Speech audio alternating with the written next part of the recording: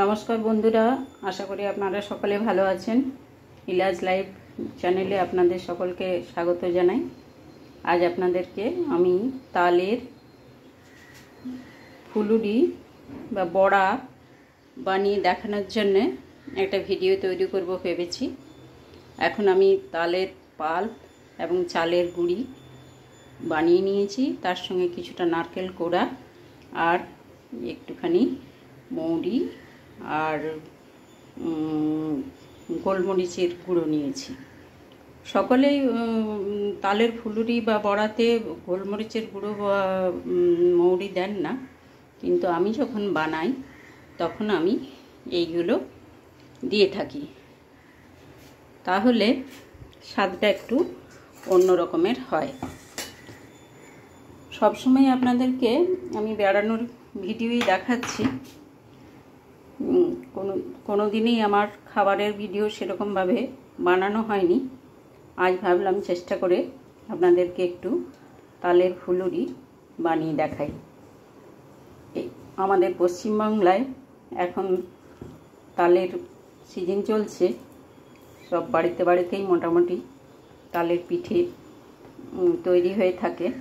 তো এটা মা কাকিমাদের সময় এটার যেরকমভাবে বানানো হতো, আমি সেই স্টাইলেই আজকে একটু বানিয়ে দেখাবো। পশ্চিমবাংলার সব জায়গাতেই এই তালের ফুলুরিটা হয়ে থাকে, বাট আমাদের দক্ষিণ বাঁকুড়ার যে ব্যবস্থাপনা, তাল নিয়ে যা মানুষের মধ্যে একটা রয়েছে, মানে উন্মাদনা রয়েছে, সেটা সম্বন্ধে একটু বলি। তাল হচ্ছে এমন একটা ফল যেটা এই 2 মাসের মধ্যে পাওয়া যায়, মানে শ্রাবণ আর ভাদ্র মাসের মধ্যেই এর বেশি মানে ছড়াছড়ি।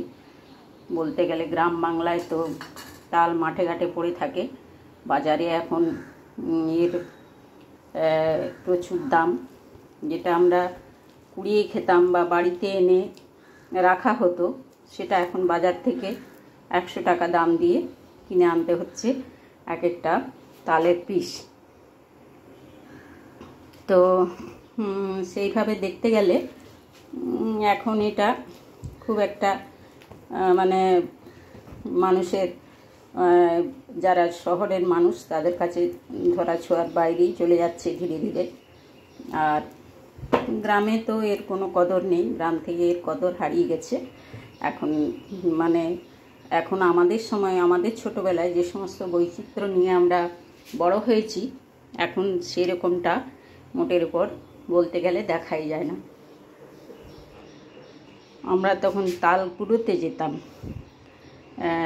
কিন্তু এখনকার ছেলে মেয়েদের মধ্যে এই সমস্ত জিনিস একেবারেই নেই।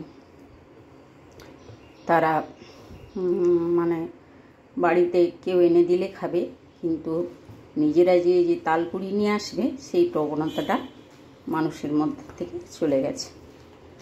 যাই হোক, আমি এখন তালের ফুলুরি আরম্ভ করছি। এটা আমি এখন রিফাইন তেলে শুরু করছি।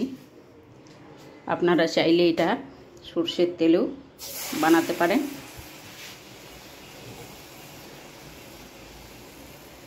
ফ্লেমটাকে, তেলটা একটু বেশি গরম হয়ে গেছে, এই জন্য কড়াইয়ের আঁচটা একটু বন্ধ করে দিলাম। তারপরে বড়া দেওয়া শুরু করেছি।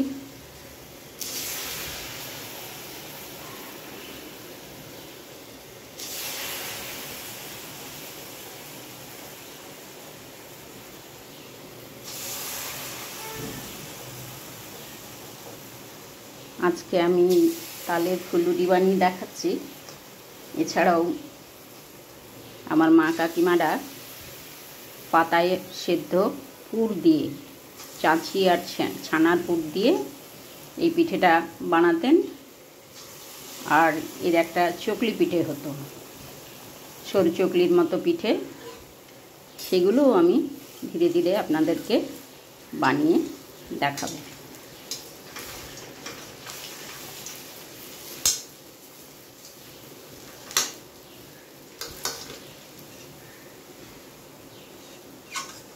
এই নিয়ে আমার একটা তাল কুড়ানোর ব্যাপারে আমার একটা বেশ গল্প আছে।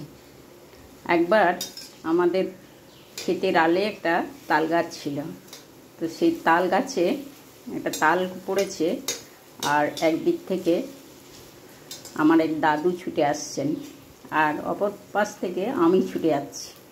দুজনের মধ্যে কে আগে তালটা ধরতে পারে সেই নিয়েই আমাদের প্রতিযোগিতা।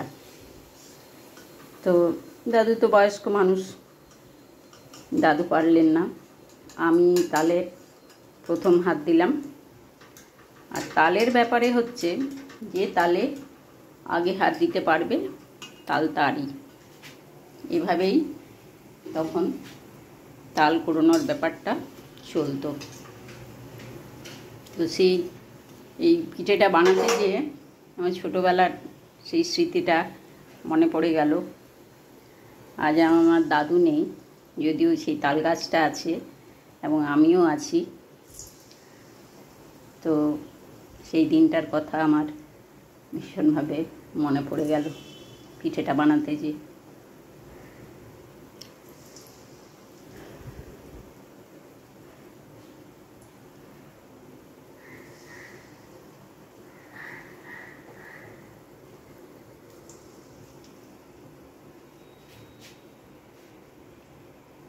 তো দেখুন বন্ধুরা, কি সুন্দর আমি সোনালি কালারের করে বড়াগুলোকে ভেজে নিয়েছি,